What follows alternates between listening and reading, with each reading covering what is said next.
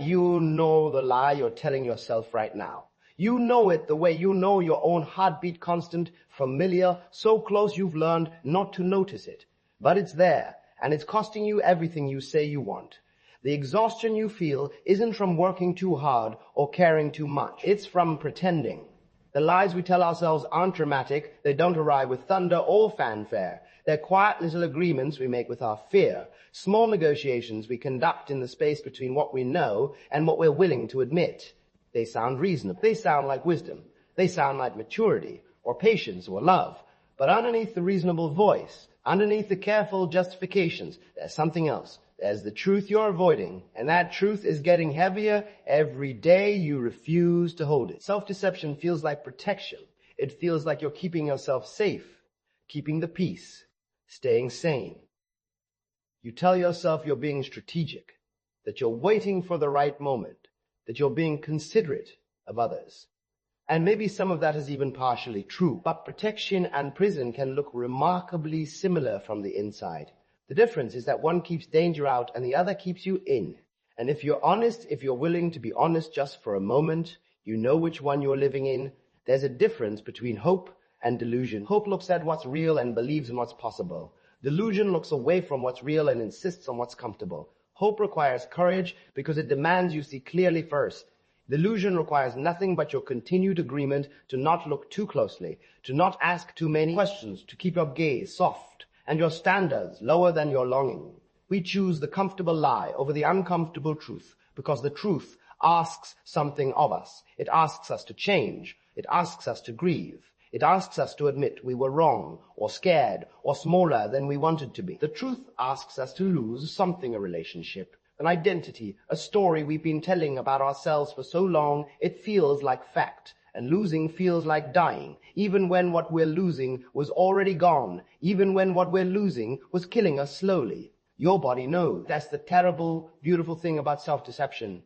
Your mind can be convinced, your words can be rehearsed, your face can learn to smile on cue, but your body keeps the truth. It keeps it in your shoulders, in your stomach, in the quality of your sleep and the depth of your breath. It keeps it in the way you hold yourself, the way you move through rooms, the way you can't quite meet your own eyes in the mirror. Your body knows what your mind is working so hard to forget. These aren't one-time decisions. Self-deception isn't a single lie told once and then forgotten. It's a daily practice, a constant maintenance, a relationship you have to tend. Every morning you wake up and choose it again. Every conversation where you don't say what's true, every moment you perform the version of yourself you think you should be instead of acknowledging who you are. Every time you smile when you want to scream or stay when you want to leave or pretend when you want to break, those are the small daily betrayals that compound into a false life. And then one day, if you're fortunate, if grace finds you in an unguarded moment, you recognize it. You see yourself from the outside and you understand you've been performing, not for a day or a week, but for months, maybe years. You've been playing a role in your own life. You've been the actor and the audience, the writer and the critic, and somewhere in all that production, the actual you got lost. Or not lost, exactly. Hidden, quieted, convinced to wait backstage while the show goes on. What you lose when you lie to yourself isn't abstract. It's not some vague sense of authenticity or spiritual alignment. It's concrete. It's your clarity. The ability to see what's actually happening instead of what you wish were happening. It's your energy, the vast quantities of life force required to maintain a story that isn't true. It's your time, hours, and days and years spent in a life you don't actually want, defending choices you don't actually believe in, becoming someone you don't actually recognize. And it's your becoming. That's what breaks my heart about self-deception. It's not just that you lose time, though you do. It's that you lose the person you would have grown into if you'd had the courage to be honest. Every day you spend lying to yourself is a day you can't spend becoming. You can't transform what you won't acknowledge. You can't grow from a place you won't admit you're standing in. The relationships that matter can't survive your dishonesty with yourself, not because they're fragile, but because intimacy requires presence. And you can't be present. When you're pretending, when you're lying to yourself, you're not available for real connection. You're too busy managing your performance, monitoring your mask, making sure no one gets close enough to see what you're hiding. And the tragedy is that often what you're hiding is your humanity. Messy, scared, struggling, real parts of you that people could actually love if you let them close enough to see. Self-deception makes you a stranger to your own life. You walk through your days like a tourist in someone else's existence. Nothing feels quite real because you're not quite there. You're observing yourself, narrating yourself, explaining yourself, justifying yourself, but you're not inhabiting yourself. You're not home. The exhaustion is real. Maintaining the performance takes everything you have. Every interaction requires calculation. Every decision requires checking it against the story you're telling. Every moment demands that you remember your lines, stay in character, keep the show running. And underneath it all, underneath the careful construction, there's the you that's screaming or weeping or just begging to be allowed to rest, to stop, to tell the truth and let whatever happen, happen. The lie always costs more than the truth. Always. Even when the truth costs everything. Even when the truth means loss and grief and starting over. The lie costs more because it costs you yourself. It costs you the only life you have. It costs you the chance to be known, to be real, to be free. The truth might cost you a relationship, a job, an identity, a community. The lie costs you your soul. There's a distance that grows between who you are and who you're pretending to be. At first it's small, hardly noticeable. You can step across it easily, slide between the two cells without much effort. But self-deception is cumulative. The gap widens. And one day you reach for yourself and you can't find you. You become so committed to the pretense that the real you is somewhere far away across a chasm you're not sure you can cross anymore. Listen to the lies. Listen to how they sound in your mouth, how they feel in your body. I'm fine with this. Are you? Are you really? Or are you just so tired of fighting, so worn down by wanting, so afraid of hoping that you declared a false peace? Fine is what we say when we've given up on good. Fine is what we claim when we can't admit what we actually feel. Fine is the lie we tell when the truth is too big or too scary or too demanding. Tomorrow, the infinite postponement, the forever maybe, the eternal, not yet. Tomorrow you'll start, tomorrow you'll leave, tomorrow you'll speak up, tomorrow you'll change. But tomorrow you'll change with ever arrive at. Tomorrow is where we send the things we're too afraid to do today. And the truth is, if you won't do it today, if you won't do it today, you won't do it tomorrow either. Because tomorrow, when it comes, will also be today. And you'll still be you, still afraid, still negotiating with yourself about when the right time will be. This is just how I am. The false permanence. The settled sentence. The done deal of your personality. As if you're a finished thing, a completed project, a closed book. But you're not. You're not fixed and final and forever this way. You're a living thing. Which means you're changing, which means you could grow, which means this moment of you isn't the last word on who you are. This is just how I am, is what we say when we're tired of trying, when we've decided that staying the same is easier than becoming. It's not humility. It's resignation dressed up as self-acceptance. They need me to be this way. The martyr's mask, the sacrifice story, the terrible nobility of staying small so others can feel big, staying quiet so others can feel heard, staying stuck so others don't have to change. But they don't need you to be this way. What they need is for you to be real. What they need is a whole person, not a performance. What they need is you, not your careful management of their comfort. And if they do need you to be false in order to feel safe, then what they need is their own reckoning with truth, not your continued self-betrayal. I don't have time. Time isn't the issue. It's never the issue. You have time for what you prioritize. You have time for what matters to you. You have time for what you're willing to make time for. When you say you don't have time, what you often mean is, I'm afraid, or I don't want to, or I don't know how, or I've decided this isn't worth it, which is fine, but call it what it is. Don't hide behind the fiction of time scarcity, when what you're actually experiencing is priority, clarity, or fear. It's too late. The door you won't try. The possibility you declared dead before you even knocked. It's too late to start over. It's too late to learn something new. It's too late to become who you should have been. But too late compared to what? Too late according to whom? Too late based on which timeline? The only time it's truly too late is when you're dead. Until then, you're alive, which means you can change, which means you can begin, which means you can choose differently. It's too late, is what we say when we're tired of hope, when we'd rather settle than risk disappointment again. I'm doing this for them. When it's fear dressed as love. When it's cowardice wearing the costume of nobility. When it's your own unwillingness to face consequences masquerading as selfless service. Sometimes we do things for others. Sometimes love does require sacrifice. But often what we call doing it for them is really doing it to avoid our own discomfort. We stay in the wrong relationship for the children, but really we're staying because we're afraid of being alone.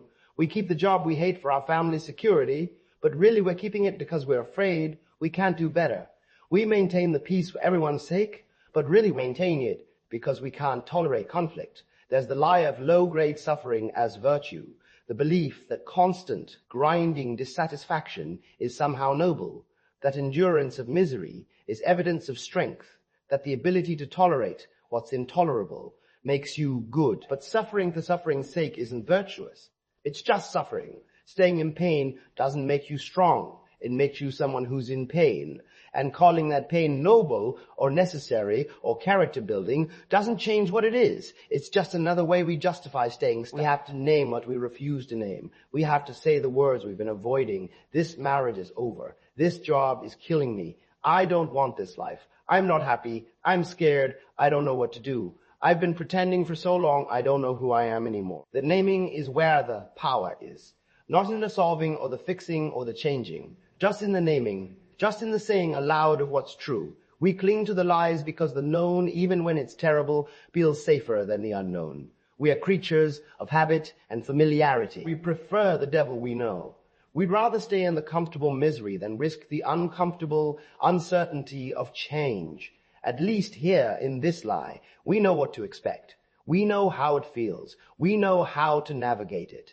Out there in the truth, anything could happen. And anything is terrifying. The lies become identity. We've been telling them so long they've become who we think we are. I'm the person who's fine with this. I'm the person who doesn't need much. I'm the person who doesn't need much. I'm the person who puts others first. I'm the person who's pryy. I'm the person who's realistic about their limitations. These lies become the architecture of the self. And to tell the truth would mean demolishing that architecture. It would mean becoming someone we don't recognize. And even if who we are isn't who we want to be, at least it's familiar. There's fear of the grief that follows honesty. Because if you tell the truth, you have to grieve the lie. You have to mourn the time you lost, the choices you made, the person you pretended to be. You have to feel the weight of what you gave up in service to the fiction. And grief is hard. Grief doesn't follow a schedule. Grief doesn't resolve neatly. So we stay in the lie because at least it doesn't ask us to grieve. The community we'd lose if we told the truth. The people who need us to stay the same, who benefit from our performance, who built their own stability on our continued pretense. If you tell the truth, some people will leave. Some people will be angry. Some people will feel betrayed because your honesty will challenge their lies. Your freedom will highlight their confinement. Your courage will make demands on them they're not ready to meet. And you love these people. You don't want to lose them, so you stay small to keep them close. But you have to face, if we stop pretending, the responsibility, the agency, the reality that if we're not victims of circumstance, if we're not trapped by necessity, if we actually have choice, then we've been choosing this. We've been choosing the dissatisfaction, the smallness, the safety. And that's harder to face than the lie, because the lie lets us off the hook. The lie says, I had no choice. The truth says, you've been choosing all along. There are secondary gains to staying stuck, benefits we get from the lie that we don't want to acknowledge, the sympathy, the lack of responsibility, the excuse for not trying, the moral high ground of suffering, the story we get to tell about ourselves as survivors or martyrs or people who've been wrong. If we tell the truth and change, we lose those gains. We lose the payoff of the stuck place. When you stop lying, there's terror first. Your whole system revolts. Everything in you screams to go back to the safety of the pretense. The truth feels too bright, too loud, too much. You want to close your eyes again, go back to sleep, return to the comfortable numbness of not knowing. The initial moments of truth-telling feel like freefall, like you stepped off a cliff and you're just dropping through open air with nothing to catch you. But then if you can hold steady, if you can breathe through the terror, there's relief, profound, bone-deep relief. The relief of putting down a weight you didn't realize you were carrying. The relief of stopping the performance. The relief of not having to remember your lines anymore. The relief of just being, without justification or explanation or careful management. Truth feels like homecoming, not exile, not punishment. Homecoming. Truth is where you live. The lie is where you're visiting, trying to pass as someone else. Truth is the return to yourself, to the you that exists underneath all the performance and pretense. And that return, even when it's painful, even when it costs you things you thought you couldn't live without, is the only place where real life can happen. The small daily practice of honesty with yourself. This is how it starts. Not with grand gestures or dramatic revelations, just with small truths. Waking up and admitting, I don't want to do this today. Standing in front of your closet and acknowledging, I'm trying to be someone I'm not. Sitting across from someone you love and letting yourself feel, I'm not okay. The practice is simple, but not easy. It's just telling yourself the truth, one moment at a time, one small admission after another. How to begin, one true thing at a time. You don't have to blow up your whole life today. You don't have to tell everyone everything right now. You just have to tell yourself one true thing, and then another, and then another. The truth builds. It accumulates, it gains momentum. But it starts small. It starts with you admitting to yourself, in the privacy of your own mind, one thing you've been pretending isn't true. The courage required isn't dramatic. It's not cinematic or heroic or worthy of applause. It's ordinary and constant. It's the courage to feel what you feel. The courage to say what you mean. The courage to disappoint someone. The courage to not know what comes next. The courage to grieve. The courage to be wrong. The courage to try again. The courage to be seen. It's the everyday unglamorous courage of being honest when lying would be easier. You have to sit with what you've been avoiding. You have to let it be there, in the room with you, making you uncomfortable. You can't think your way out of it or strategize your way around it. You just have to sit with it. The truth of your unhappiness, the reality of your wanting, the size of your fear, the depth of your loss. You have to let it be real instead of rushing to fix it or explain it away or make it smaller than it is. There's a difference between brutal honesty and compassionate truth. Brutal honesty is a weapon. It's truth wielded to hurt, to punish, to prove a point. Compassionate truth is truth in service of love. It's honest without being harsh. It's clear without being coarse. It acknowledges what is while holding tenderness, for why we avoided it. You can tell yourself the truth without beating yourself up for having lied. You can admit where you are without condemning yourself for not being somewhere else. Make space for what is, not what you wish were. This is the practice. Not forcing, not fixing, not immediately leaping to solutions, just making space, just letting reality be real. You're unhappy, you're scared, you make mistakes, you want something different, you don't know how to get there. All of that can be true. All of that can exist without needing to be resolved right this second. The space itself is healing. The acknowledgement itself is freedom. The unexpected gentleness that follows admission. When you stop fighting the truth, when you stop trying to make reality into something it's not, there's a softness that arrives, not immediately, but eventually. A gentleness toward yourself that wasn't possible when you were in the war of pretending. Because pretending requires hardness. It requires you to be rigid, defended, constantly vigilant. Truth lets you soften. Truth lets you rest. What becomes possible when you stop pretending is everything. Not everything you want, maybe.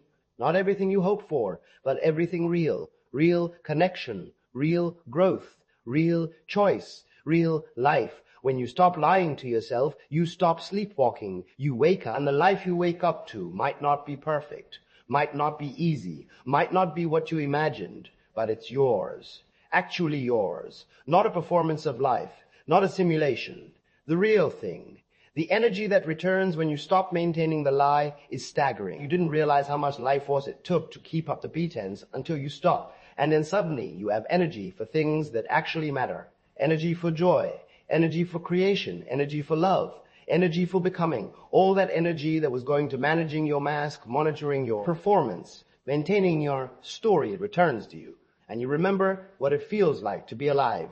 Honesty changes your relationship to fear. Fear doesn't go away, but when you're honest, you stop running from it. You stop letting it run your life.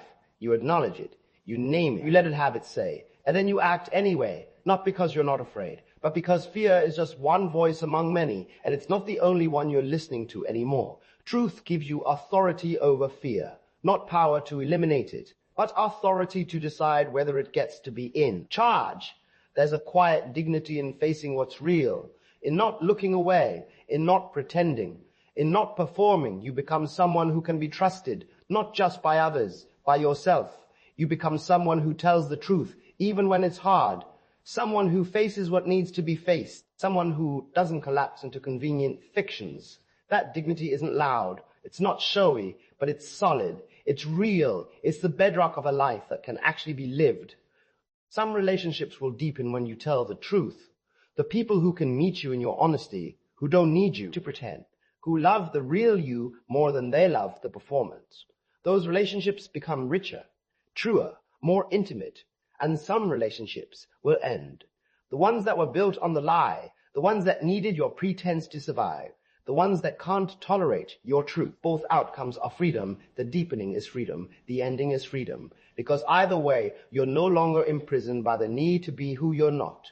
The life that waits on the other side of your honesty isn't perfect. It's not without pain or difficulty or complexity, but it's real. It's available. It's possible. And that's everything, because a real life, even a difficult real life, is better than a false one. A true moment is worth more than 1,000 performed ones. A day lived honestly is more alive than a year lived in pretense. You become someone you can trust. That's the gift of honesty with yourself.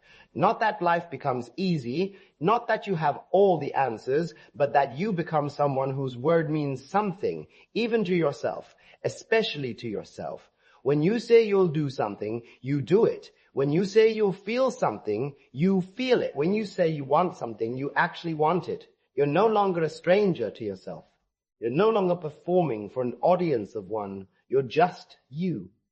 And you can trust that. You know the lie you're telling yourself right now. You knew it when we started, and you know it even more clearly now. It's sitting there in your chest or your throat or your stomach. It's the thing you've been working so hard not to look at. The truth you've been avoiding. The reality you've been pretending isn't real. The lie might be small. It might sound reasonable when you say it out loud. It might be something everyone around you agrees with, something culturally sanctioned, something that makes perfect sense from the outside. But you know, in the quiet, in the moments you can't distract yourself, you know, put it down, not violently, not with self-recrimination or shame, just with clarity, just with honesty. Look at it, name it, say it aloud if you can, write it down if that helps. Just stop carrying it, stop defending it, stop explaining it, stop pretending it's anything other than what it is, a lie you've been telling yourself because the truth felt too hard, or too scary, or too costly. The freedom that lives in naming what is doesn't mean everything suddenly becomes easy. It doesn't mean all your problems disappear or all your questions get answered. It just means you're free.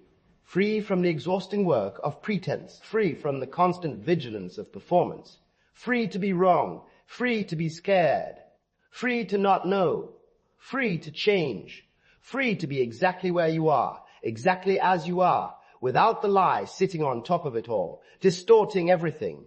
The door has always been open. That's what you need to understand. The door to truth, to freedom, to your actual life. It's been open this whole time. You're the one who's been standing outside, convincing yourself it's locked, telling yourself you can't go through, making up reasons why you have to stay where you are. But the door is open. It's been open. And you can walk through it whenever you're ready, whenever you're willing to tell yourself the truth and let it change you.